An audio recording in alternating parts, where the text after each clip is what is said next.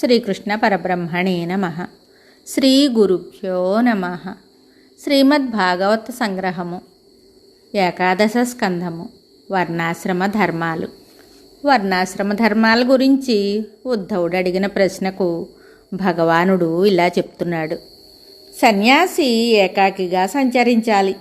ఇంద్రియాలను వశపరుచుకొని ఆత్మ వినా ఇంకేదీ లేదనే ఎరుకతో ఎల్లప్పుడూ ఉండాలి. భిక్ష కోసమే సన్యాసి గ్రామంలోకి వెళ్ళాలి. వానప్రస్థులిచ్చే భిక్షయే శ్రేష్టమైనది.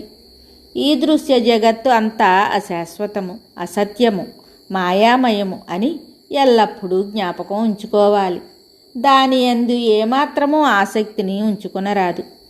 మోక్షాపేక్షను కూడా విడిచిపెట్టి జ్ఞానయోగ సాధనలో ఉండాలి.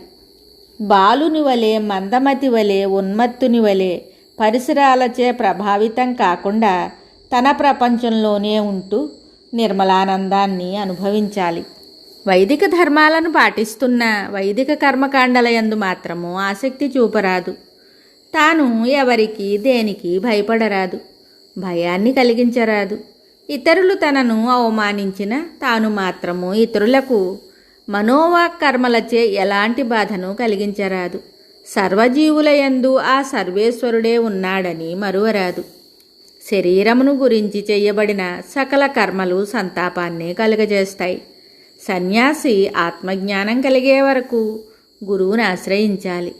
గురువు పైకి మానవునిగా కనిపించిన పరబ్రహ్మస్వరూపమే అని నమ్మాలి. సంపూర్ణ వైరాగ్యం ఉంటేనే సన్యాసాశ్రమంలో ప్రవేశించాలి. లేకపోతే పరమార్థం సిద్ధింపకపోగా ఇహలోక సుఖాలను కూడా కోల్పోతాడు. అన్ని ఆశ్రమాల వారు బ్రహ్మచర్యము, తపస్సు, శౌచము, సంతృప్తి, సర్వభూత ప్రేమ ఆచరించాలి.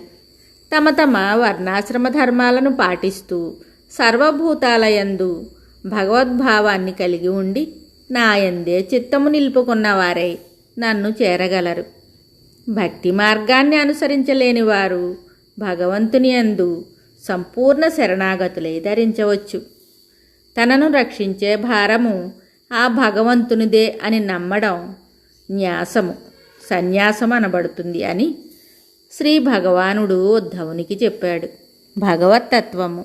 శ్రీ భగవానుడు చెప్తున్నాడు, ఉద్ధవ, ఈ విశ్వమంతా నాయందు ఆరోపితమై ఉన్నట్టును, ప్రకృతి, జీవుడు, ఈశ్వరుడు అభేదమై ఉన్నట్టును తెలుసుకున్న జ్ఞాని నాకు ఇష్టుడు.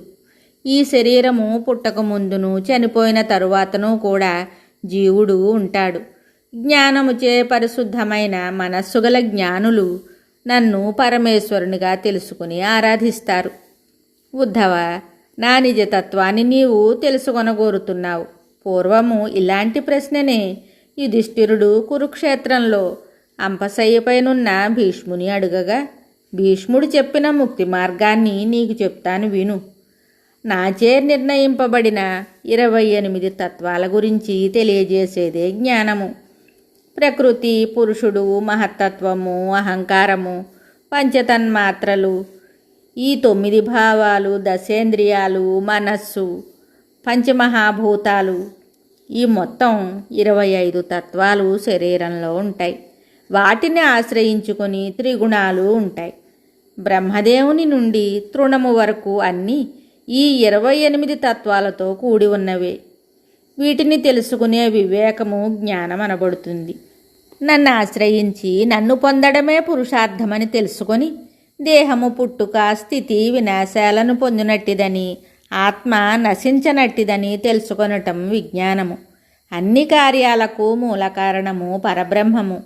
విశ్వసృష్టికి ఆది, మధ్య, అంతములలో ఉండేది పరబ్రహ్మమే. ఏ విషయం గురించి అయినా 4 ప్రమాణాల ద్వారా తెలుసుకొనవచ్చును. 1 శృతి, వేదము, గ్రంథము. 2 ప్రత్యక్షానుభవము. 3 ఐతిహ్యము, పూర్వము మహానుభావులు అనుభవించి పరంపరగా తరువాతి తరాల వారికి తెలియజెప్పటం. 4 అనుమానము, తర్క సిద్ధాంతాలచే ఊహించి గ్రహించటం. ఈ 4 ప్రమాణాల ద్వారా ఏకైక బ్రహ్మమే సత్యము. నానాత్వముతో కూడిన జగత్తు మిథ్య అని తెలియవస్తుంది. మిథ్యారూపమైన విషయ వస్తువులు నశ్వరమైనట్టివి, అశాశ్వతాలు అని తెలుసుకొని వాటి యందు వైరాగ్యం పెంచుకుంటూ నిత్యానందదాయకమైన పరమేశ్వర పాదానురక్తిని పెంపొందించుకోవాలి. ఉద్ధవ, నీకు భక్తిని గురించి చెప్పి ఉంటిని. ఇప్పుడు ఆ భక్తి ఎలాగ ఉదయిస్తుందో చెప్తాను వినుము. భక్తి అమృతతుల్యమైన భగవత్కథా శ్రవణము భక్తి కలగడానికి మొదటి సాధనము. భగవంతుని రూపగుణ వైభవాలను కీర్తించడం, నామవిశేషాలతో స్తుతించడం, కథలను పదే పదే ఇతర భక్తులతో ముచ్చటించడం ముఖ్య సాధనాలు. షోడశోపచారాలతో సేవించడం, మంత్రస్తోత్రాలతో అర్చించడం, సర్వాంగ నమస్కారాలు చేయడం, సర్వభూతాలు భగవత్ స్వరూపాలే అని గుర్తించి ప్రేమించటం, భగవద్భక్తులను సేవించటం, దశేంద్రియ మనోబుద్ధులతో జరిగే సకల వ్యాపారాలను భగవంతుని ప్రీత్యర్థం అర్పణ చేయడం, మనోవాక్ కర్మలచే భగవంతునికే అంకితమవ్వడం భాగవతుల యొక్క ముఖ్య లక్షణాలు. తనకున్న ధనద్రవ్యాది సంపదలను భగవంతుని కార్యాలలోనూ, భాగవతుల సేవలోనూ, దీనజనులను ఆదరించడంలోనూ, దేవాలయాది సేవలలోనూ వినియోగించాలి గాని కామోపభోగాల గురించి వెచ్చించరాదు. విషయాలాలసను త్యజించి అన్ని సుఖ సంతోషాలను ప్రసాదించే పరమేశ్వరుడే సర్వస్వం అని ఆరాధించాలి.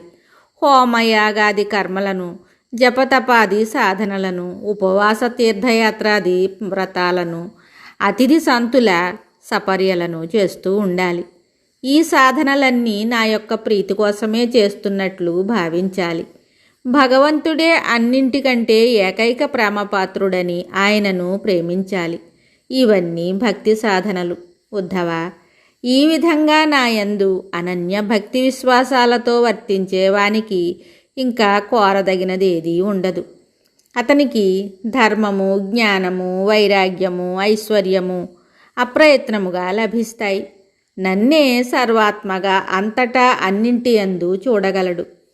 ఇదే భక్తికి పరాకాష్ట అని శ్రీ భగవానుడు చెప్పగా, భక్తికి యమనియమాలు కూడా దోహదపడతాయని అంటారు. కనుక వాటి గురించి వివరింపుమని వేడుకొని ఉద్ధవుడు శమము, దమము, తితిక్ష, ఋతము, దక్షిణ, విద్య, శ్రీ, హ్రీ మొదలైన అనేక విషయాల గురించి కూడా చెప్పమని ప్రార్థిస్తాడు.